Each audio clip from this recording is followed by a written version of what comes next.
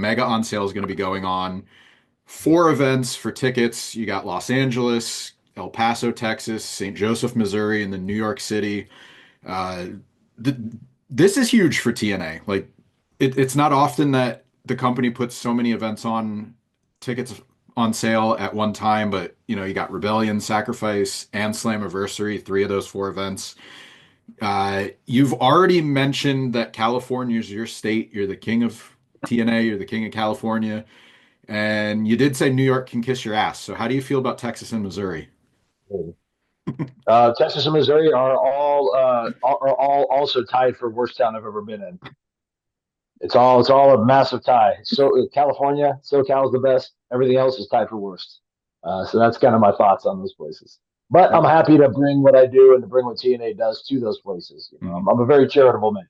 Yeah. And I was really happy to see two of the venues in particular. Like I've been to the Galen Center before. It's a really cool venue. If nobody's been there, it's on the USC campus. Uh, it's just a really cool atmosphere. It's like I don't know how to describe it unless you like look at a picture or see video, but like there's like the lower seating bowl and then there's like a press level and then there's like another seating bowl. And it's a very like close to the ring atmosphere. You don't feel too far away. And then you have UBS Arena in New York on the other side of that. People are excited because it's a huge venue. It's a newer venue. It's TNA in New York. Talk to me about just seeing the company's growth and being part of that. Like going from they did the Nashville tapings, I believe, before you got back, and then you came back in January of last year. But you're starting to see bigger venues, bigger attendance, a lot more growth that you can see instead of it being like a metric in a report. Yeah, like I said, we're trending at output in all the right categories, and yeah, you said it, growth. Especially our live event business. This year, we've seen a lot of sellouts, a lot of consecutive sellouts, and the word is getting out. The TNA is putting on some consistently amazing shows, and a lot of the people that have been on board the entire time, they're spreading the word. They're saying like, don't sleep on TNA anymore because they're doing some incredible stuff. And this year has been a very good year for us. A great year, I'll say. Kicking off with the rebranding, going back to TNA. I mean, I think that brought a lot of fans back. There's a lot of people that were kind of like just wanting that nostalgia or wanting this company to be the TNA that they knew and loved. So I think that helped.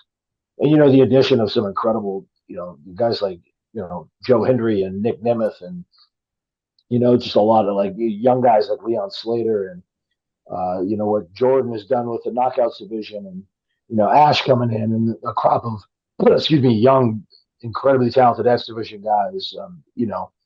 We're really firing on all cylinders, and it's very cool for me to see this as kind of the old guy, seeing this version of TNA doing so wonderfully. It's really cool and humbling. I'm glad you can poke fun at being the elder statesman because at one point Sure. of your career you had the nickname of the future. So Yeah. Yeah, I always said, I mean, I have no problem, I have no problem being the old guy, but until I look like or wrestle like an old guy, you can't call me the old guy.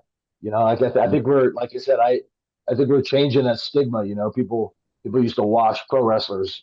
After they turned 40, it was like, oh God, this guy's gonna turn to dust the mhm. next time But I think that between a lot of guys wrestling now over 40, my age or even older. I look at someone, my contemporaries like AJ Styles and guys in TNA like Brian Myers and Eddie Edwards are still killing it.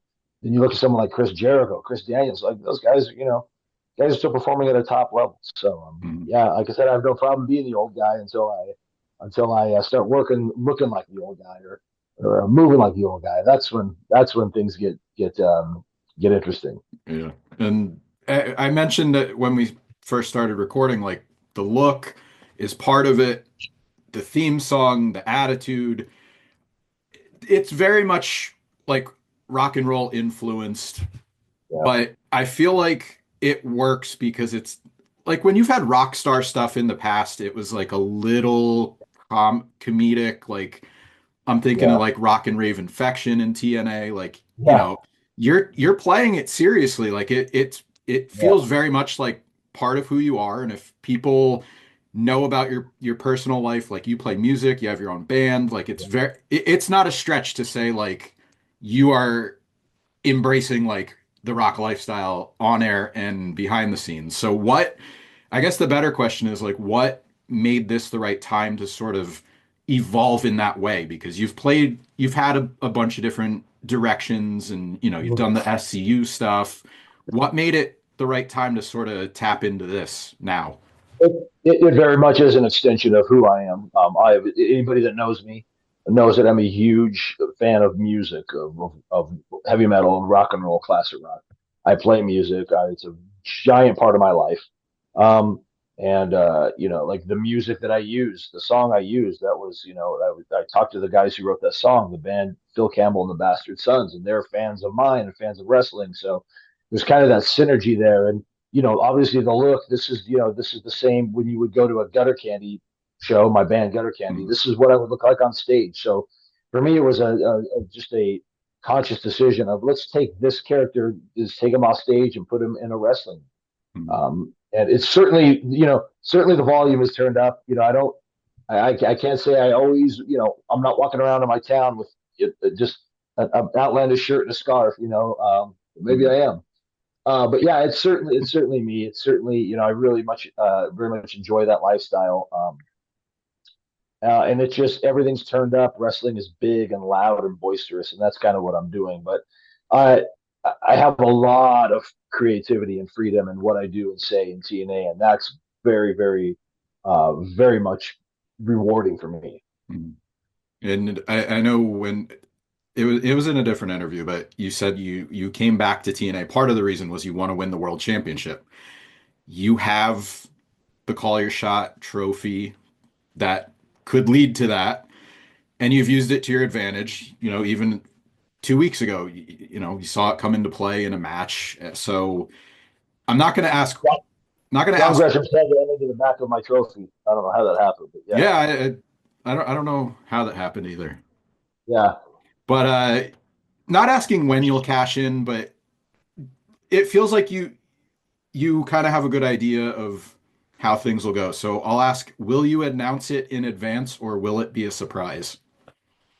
Yeah, I've positioned myself to kind of be exactly where I want to be right now, December of 2024. I kind of had a mission statement earlier this year and basically laid out what I wanted to do, and I've basically done all of that, and I've put myself right where I need to be going into 2025. And uh, I've when I'm going to call my shot, I absolutely will not disclose that.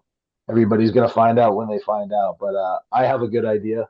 Um, this has all been very strategically planned, and that's going to continue to be the case going into 2000. And part of the fun of it was, seeing you involved. You were the special guest referee for the first Hendry and Nick Nemeth match.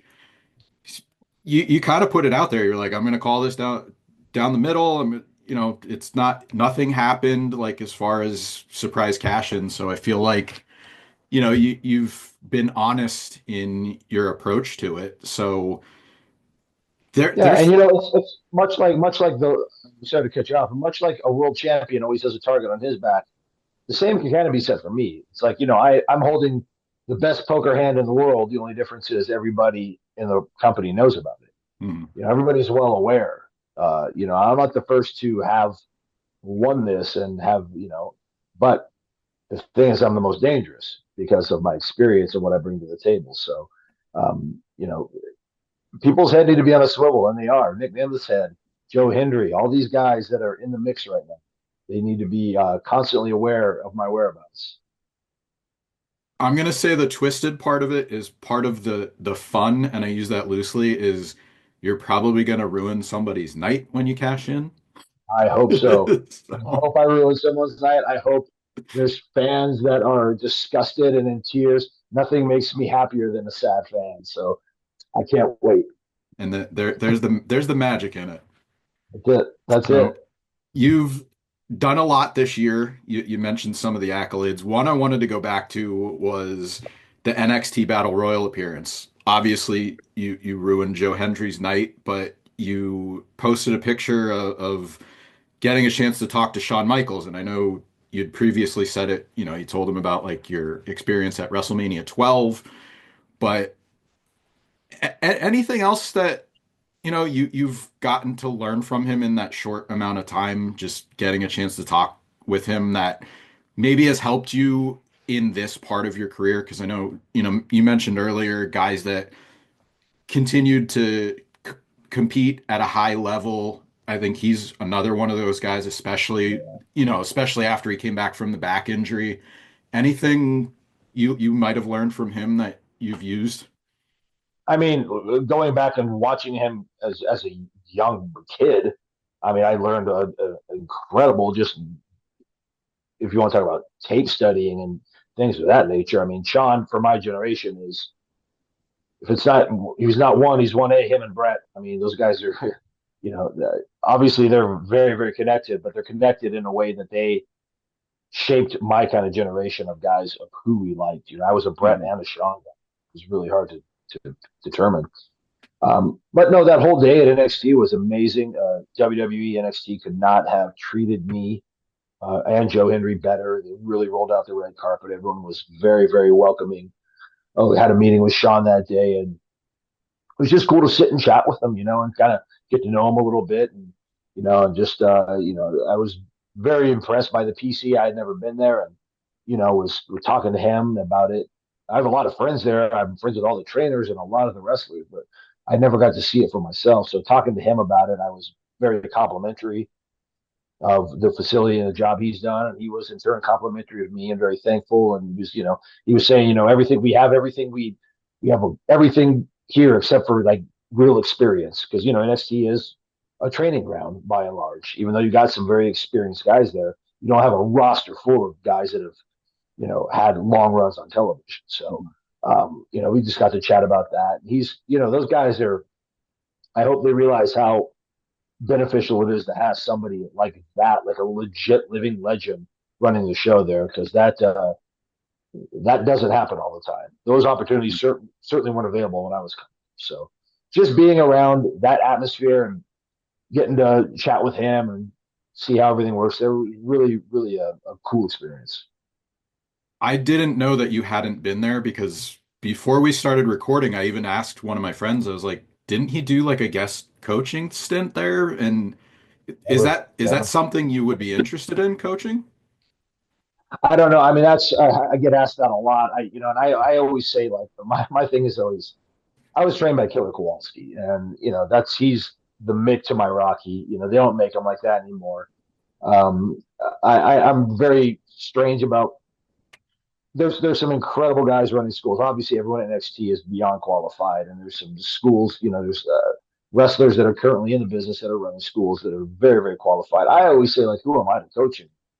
Yes, I've helped out. I used to help out with UPW training years and years ago, but like I would never consider myself a coach. I think I'm very much um, maybe I'm still on the field. I'm still in the trenches. And that's kind of all I see right now. I'm kind of tunnel vision. But is that potentially something? Maybe. I don't know. I don't know if I see myself in that role just yet. A lot of people tell me that I would be a good coach, and I'm very humbled by that. Right now, honestly, I'm a little bit too selfish. I'm really focused on me and my career and giving my time to TNA and making it the very best it can be. Uh, it remains to be seen if I slide into a role like that or something like that. And some people might not understand what you meant about being trained by Killer Kowalski. Like, I think Ace Steel learning from Harley Race kind of fits that too, where there's just a certain way that they did things, so that's how they're going to teach. So, you feel like Yeah, you would be the same way. yeah, that's funny you bring that up because Ace and I talk about that a lot because he's obviously a Harley guy and I'm a Kowalski guy. Those two guys were, that's just two tough as nails, old school, just their way or the highway guys, and that doesn't really that type of coaching doesn't really exist anymore. Mhm. It's much more streamlined. It's much more inviting and welcoming. My first day of wrestling school, I walked in, everybody looked like they hated, and I was a 19-year-old kid, and everybody looked like they wanted to murder me. Nowadays, by and large, it's people are welcomed in with open arms, so that's for the better, to be honest. But I wouldn't trade how I was broken for the world, because that made me the wrestler I am, and in a lot of ways the man I am.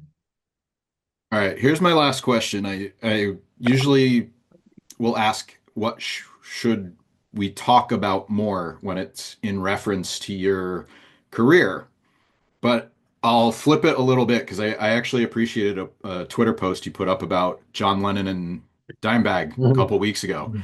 Oh What yeah, sh every year. what should we appreciate about you more? Oh man, that's God. That's super humbling, man. Like, I mean, look at it. There's titles, there's the longevity. That might be it. I'm a fan. I'm a very much a fan of longevity in terms of in any genre of guys that we saw start acting in their early 20s and are still doing it in their 70s and 80s, or bands. Obviously, everybody knows I'm a massive Metallica fan. They started basically in 1981, and here we are 40 plus years later, and they're playing some of their best shows ever. um, Baseball players, football players, guys like Tom Brady. The older I get, guys like that are really inspiring to me, because I always say this: anybody can get hot for a minute, anybody can have a good 3 to 5 year run, and then they kind of just fade away. I'm a fan of longevity. If you could do something at a high level for a long time, that's a unique skill set, no matter what art or sport it is. So I'm proud that I'm going to be going into my 27th year next year. Next March will be my 27th year, and sometimes when I step outside and look back, it's like, well, I've seen and done some incredibly cool stuff, and I'm still performing at a very high level, and I'm very blessed that I have that opportunity to. So yeah, like the longevity guys don't have careers coming up on 30 years that are still very active and in world title pictures and stuff. So I think that's something that can be appreciated about me, if I could be so humble to say that. It's it's honesty, and you got to appreciate that. So, Appreciate that. uh, Thank you. I mentioned the mega on sale. 4 events tickets are going to go on sale December 20th. Anything you want to plug or promote before we close this out? I mean, just continue to follow us. Continue to, all my socials, Frankie Kazarian official on Instagram. Continue to follow TNA. Again, those that have been on the ride since 2002, thank you eternally. And those just coming aboard, welcome aboard. And we're going to take you on an even wilder ride next year.